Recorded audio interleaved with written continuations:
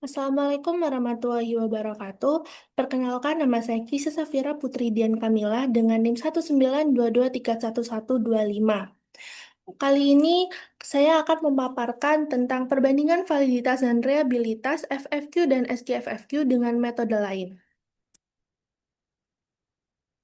Berikut dari latar belakang, penilaian konsumsi pangan sangat penting dalam penelitian gizi. Data konsumsi membantu melihat hubungan pola makan dengan status gizi dan penyakit. Namun tantangannya adalah bagaimana mendapatkan data yang valid dan konsisten.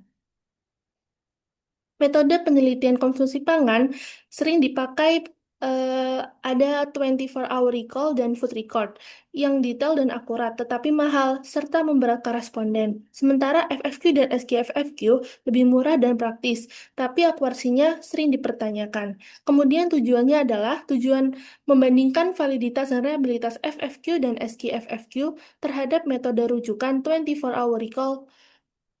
Kemudian penelitian pertama adalah penelitian FFQ dari Semarang Sauki 2021. Penelitian pertama dilakukan di Semarang pada 259 responden di usia 40-80 tahun menggunakan FFQ dengan 137 item dan dibandingkan dengan 9 kali 24-hour recall. Berikut adalah hasil FFQ validitas. Hasil validitas FFQ berada pada kategori moderat dengan korelasi 0,41 hingga 0,70 setelah koreksi. Korelasi meningkat hingga 0,82. Cross correlation juga cukup baik, lebih dari 80% sesuai. Tetapi wake kappa masih rendah. Kemudian hasil FFQ reliabilitas dari sisi reliabilitas FFQ diuji ulang dengan 9 bulan dan hasilnya cukup konsisten dengan 0,44 hingga 0,78. Jadi FFQ ini cocok untuk survei populasi besar meski kelemahannya ada kecenderungan overestimasi dengan ketergantungan pada ingatan responden.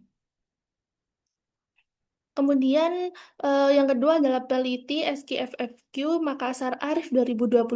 Penelitian kedua dilakukan di Makassar dengan 62 responden di usia 18 hingga 34 tahun menggunakan SKFFQ yang dibandingkan dengan 3 kali 24-hour recall. Berikut adalah hasil SKFFQ validitas. Hasilnya, validitas SKFFQ cukup baik untuk energi, karbohidrat, dan lemak dengan korelasi 0,39 hingga 0,69. Tidak ada perbedaan yang signifikan dengan 24-hour recall untuk zat gizi ini, namun SKFFQ kurang akurat dalam menilai protein dan mikronutrien seperti zat besi, zinc, dan vitamin C. Kemudian hasil SKFF durabilitas jangka pendek cukup baik, meski penelitian ini tidak melaporkan ICC, dan sampai saat ini belum terbukti reliabilitas jangka panjangnya. Berikut adalah analisis perbandingan. Jika diperbandingkan FFQ lebih unggul pada konsistensi jangka panjang, tapi sering overestimate. SKFFQ lebih akurat untuk energi dan makro, tetapi kurang akurat pada mikro. Keduanya tetap praktis dibandingkan 24-hour recall. Untuk kesimpulannya, FFQ cocok untuk penelitian jangka panjang seperti populasi besar, sementara SKFFQ lebih tepat untuk estimasi energi dan mikronutrien. Namun keduanya sebaiknya tetap dikombinasikan dengan 24-hour recall agar lebih akurat. Untuk rekomendasinya, penelitian epidemiologi jangka panjang disarankan FFQ ditambah 24-hour recall, sedangkan untuk penelitian energi dan makro, SKFFQ dengan 24-hour recall lebih sesuai. Jadi penelitian metode harus disesuaikan dengan tujuan penelitian.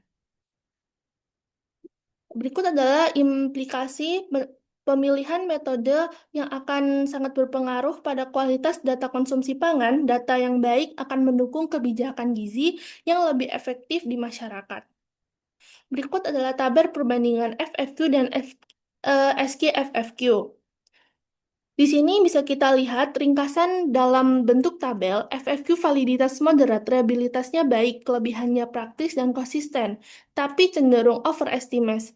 Sedangkan SKFFQ validitasnya baik untuk energi dan makro, lebih akurat karena ada ukuran porsi, tapi lemahnya pada protein dan mikronutrien, serta reliabilitasnya jangka panjang belum terbukti. Dari tabel ini semakin jelas bahwa kedua metode saling melengkapi.